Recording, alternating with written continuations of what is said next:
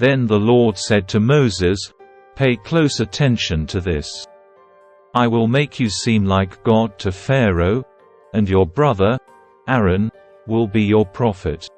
Tell Aaron everything I command you, and Aaron must command Pharaoh to let the people of Israel leave his country.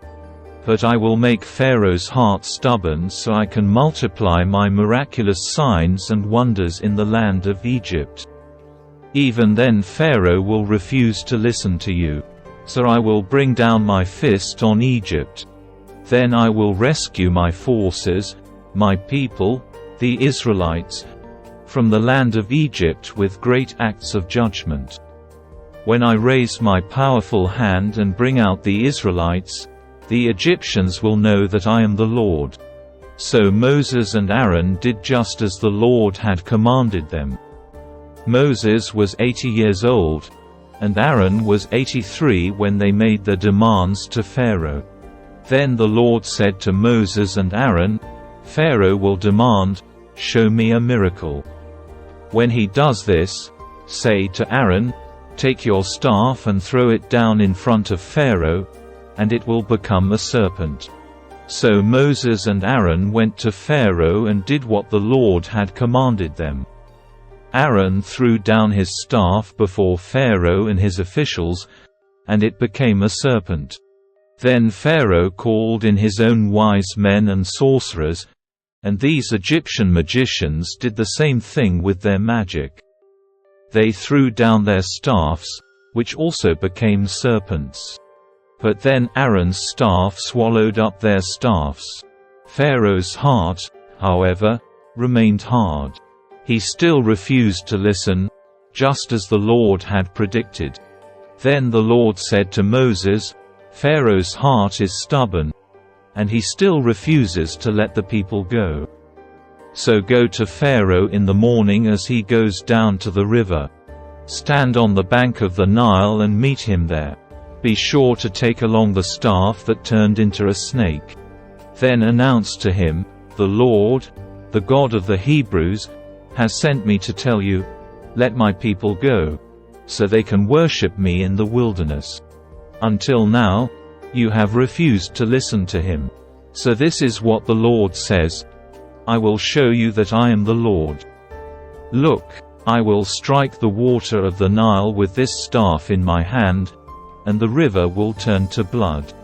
The fish in it will die, and the river will stink. The Egyptians will not be able to drink any water from the Nile.'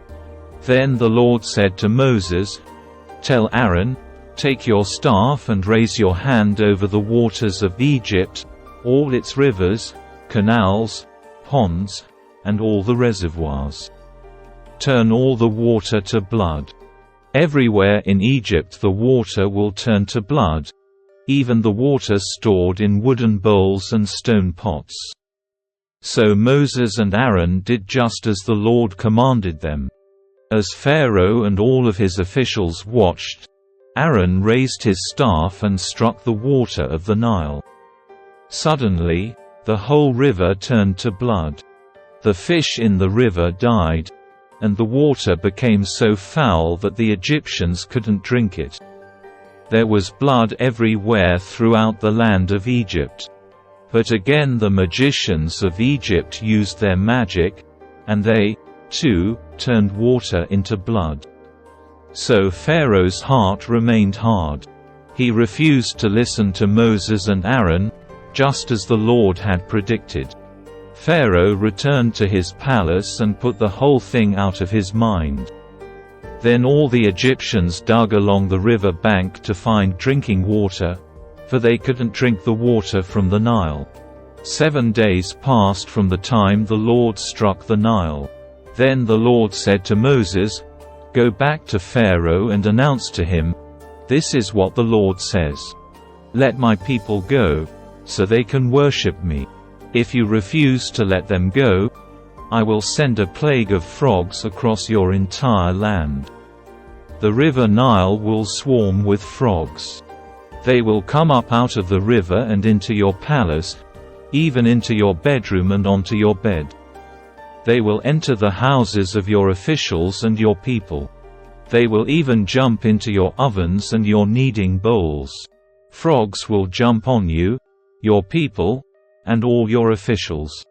Then the Lord said to Moses, "Tell Aaron, raise the staff in your hand over all the rivers, canals, and ponds of Egypt, and bring up frogs over all the land." So Aaron raised his hand over the waters of Egypt, and frogs came up and covered the whole land. But the magicians were able to do the same thing with their magic. They, too, caused frogs to come up on the land of Egypt. Then Pharaoh summoned Moses and Aaron and begged, "Plead with the Lord to take the frogs away from me and my people. I will let your people go, so they can offer sacrifices to the Lord. You set the time." Moses replied, "Tell me when you want me to pray for you, your officials, and your people. Then you and your houses will be rid of the frogs. They will remain only in the river Nile." "Do it tomorrow," Pharaoh said. "All right," Moses replied, "it will be as you have said. Then you will know that there is no one like the Lord our God. The frogs will leave you and your houses, your officials, and your people. They will remain only in the river Nile." So Moses and Aaron left Pharaoh's palace, and Moses cried out to the Lord about the frogs he had inflicted on Pharaoh. And the Lord did just what Moses had predicted. The frogs in the houses, the courtyards, and the fields all died. The Egyptians piled them into great heaps, and a terrible stench filled the land. But when Pharaoh saw that relief had come, he became stubborn. He refused to listen to Moses and Aaron, just as the Lord had predicted. So the Lord said to Moses, "Tell Aaron, raise your staff and strike the ground. The dust will turn into swarms of gnats throughout the land of Egypt." So Moses and Aaron did just as the Lord had commanded them. When Aaron raised his hand and struck the ground with his staff, gnats infested the entire land, covering the Egyptians and their animals. All the dust in the land of Egypt turned into gnats. Pharaoh's magicians tried to do the same thing with their secret arts, but this time they failed. And the gnats covered everyone, people and animals alike. "This is the finger of God," the magicians exclaimed to Pharaoh. But Pharaoh's heart remained hard. He wouldn't listen to them, just as the Lord had predicted. Then the Lord told Moses, "Get up early in the morning and stand in Pharaoh's way as he goes down to the river. Say to him, 'This is what the Lord says, let my people go, so they can worship me. If you refuse, then I will send swarms of flies on you, your officials, your people, and all the houses. The Egyptian homes will be filled with flies, and the ground will be covered with them.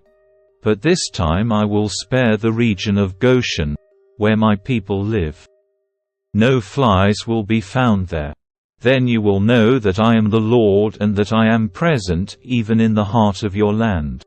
I will make a clear distinction between my people and your people. This miraculous sign will happen tomorrow." And the Lord did just as he had said. A thick swarm of flies filled Pharaoh's palace and the houses of his officials. The whole land of Egypt was thrown into chaos by the flies. Pharaoh called for Moses and Aaron. "All right, go ahead and offer sacrifices to your God," he said. "But do it here in this land." But Moses replied, "That wouldn't be right. The Egyptians detest the sacrifices that we offer to the Lord our God. Look, if we offer our sacrifices here where the Egyptians can see us, they will stone us. We must make a 3-day trip into the wilderness to offer sacrifices to the Lord our God, just as he has commanded us." "All right, go ahead," Pharaoh replied. I will let you go into the wilderness to offer sacrifices to the Lord your God. But don't go too far away. Now hurry and pray for me." Moses answered, "As soon as I leave you, I will pray to the Lord, and tomorrow the swarms of flies will disappear from you and your officials and all your people. But I am warning you, Pharaoh, don't lie to us again and refuse to let the people go to sacrifice to the Lord." So Moses left Pharaoh's palace and pleaded with the Lord to remove all the flies. And the Lord did as Moses asked and caused the swarms of flies to disappear from Pharaoh, his officials, and his people. Not a single fly remained. But Pharaoh again became stubborn and refused to let the people go.